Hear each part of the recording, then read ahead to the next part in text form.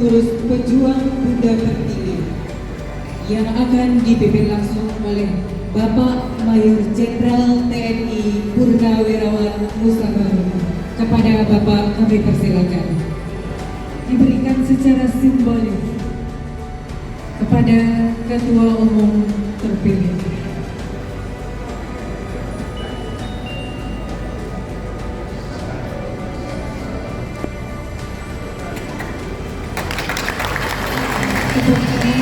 Sekali lagi buat Ketua Umum terpilih Ibu Stesan Nazar Kanin. Kita sadar bahwa hari ini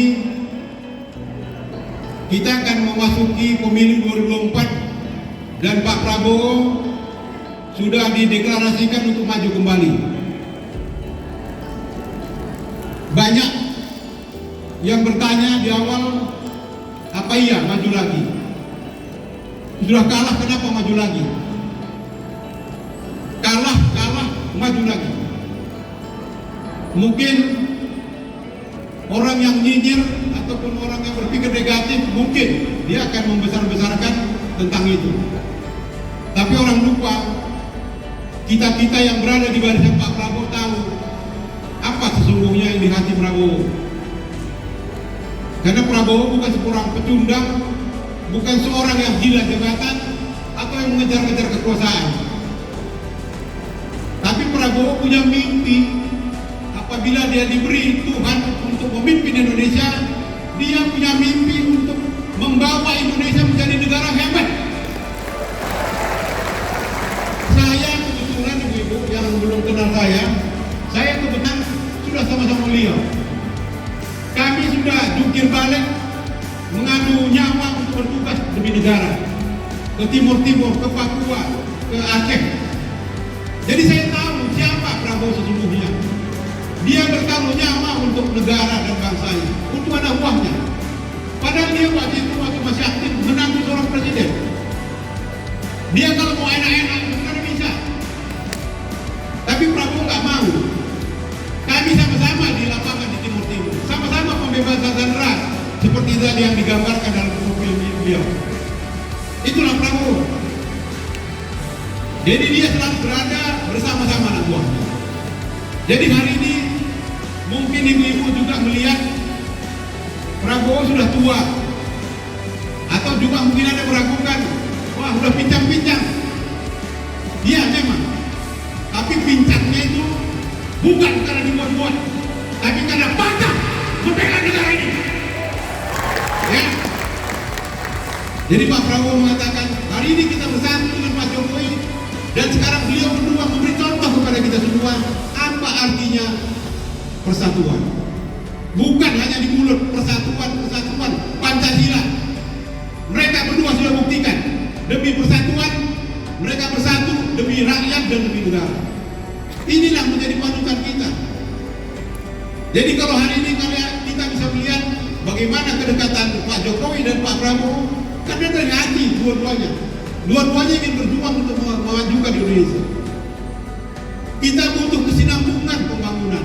Nggak mungkin tiap 5 tahun dipenggal-penggal nanti berubah lagi, tidak mungkin.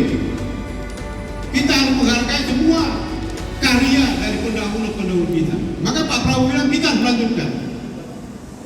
Pak Jokowi sudah membuat suatu program yang sangat menyentuh rakyat tentang keadilan sosial, bikin program kartu sehat, kartu pintar, ada program macam-macam untuk di desa. Itu adalah Pancasila. Tetapi kita juga harus mengejar ketertinggalan kita di bidang sumber daya manusia, di dalam pembangunan yang lain. Maka dalam pembangunan ekonomi, Pak Jokowi mengatakan kita harus membuat program, tidak boleh lagi menjual bahan baku mentah keluar, harus diolah di dalam. Supaya apa? Supaya nilai tambahnya makin besar. Kalau bahan mentah kita jual nilai 10, setelah jadi bahan yang lebih baik, dia bisa nilainya 20-30. Inilah yang harus kita pahami. Dan ibu-ibu sekalian yang sekarang sudah berada di barisan Pak Prabowo, mari kita berjuang. Mungkin dalam 2-3 hari ke depan beliau akan dideklarasikan pasangan Kalian mungkin ibu-ibu sudah melihat di televisi salah satu kandidat itu adalah wali kota Solo. Mungkin banyak orang mempertanyakan, tapi kita harus yakin kepada pemimpin kita atas semua keputusan dan yang akan diambil. Kita butuh kesinambungan, kita bukan butuh konflik, kita bukan butuh perpecahan, kita butuh persatuan. Tidak mungkin kita membangun negara ini kalau kita ribut terus atau berkonflik terus, atau antara pemimpinnya dengan pemimpinnya ribut terus. Jadi contoh ini yang harus kita jalankan, harus kita lihat, sampaikan ke rakyat apapun yang dilakukan Pak Prabowo hari ini bersama-sama dengan Pak Jokowi. Untuk itu kita harapkan kelanjutan kepemimpinan Pak Jokowi ke Pak Prabowo akan bisa melanjutkan semua program yang sudah ada dan meningkatkannya menjadi lebih hebat dan lebih baik. Itulah harapan saya selaku pembina pejuang Buddha Pertiwi. Sekali lagi selamat bergabung kepada ibu-ibu sekalian, kepada adik-adik yang masih muda-muda. Ingat bahwa peran perempuan dalam kontestasi politik ini akan sangat besar. Jumlah perempuan dengan laki-laki sekarang ini hampir 50-50, 50%. Untuk itu kita butuh pendidikan politik bagi ibu-ibu, bagi emak-emak, bagi putri-putri kita, agar mereka tidak salah memilih atau asal pilih atau tidak mau tahu apa yang dipilih. Satu suara yang kita coblos di TPS atau di kotak suara itu adalah menentukan masa depan kita semua, masa depan bangsa kita, dan menentukan masa depan anak cucu kita. Inilah harapan kita. Maka dengan kehadiran ibu-ibu semua di barisan pejuang Buddha Pertiwi akan makin menguatkan akar rumput atau di tingkat bawah semua relawan kita. Mari kita song-song pemilu dengan gembira, dengan sukacita, tapi kita harus bersatu, bersemangat tanpa harus menjelekkan pihak lain.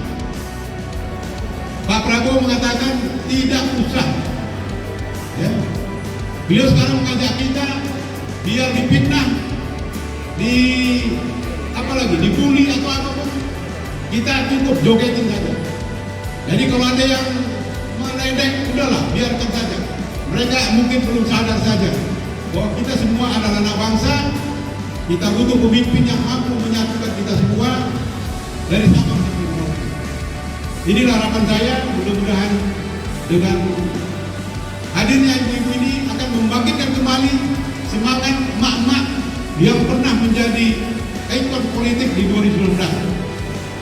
Inilah harapan kita semua, sehingga dengan hadirnya ibu-ibu ini akan bisa menginspirasi kembali emak-emak bahwa peran emak-emak dalam politik kita tetap kita butuhkan, dan emak-emak adalah menjadi salah satu kekuatan di belakang Pak Prabowo.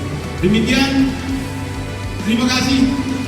Saya akhiri, wabillahi taufiq wal hidayah. Wassalamualaikum warahmatullahi wabarakatuh.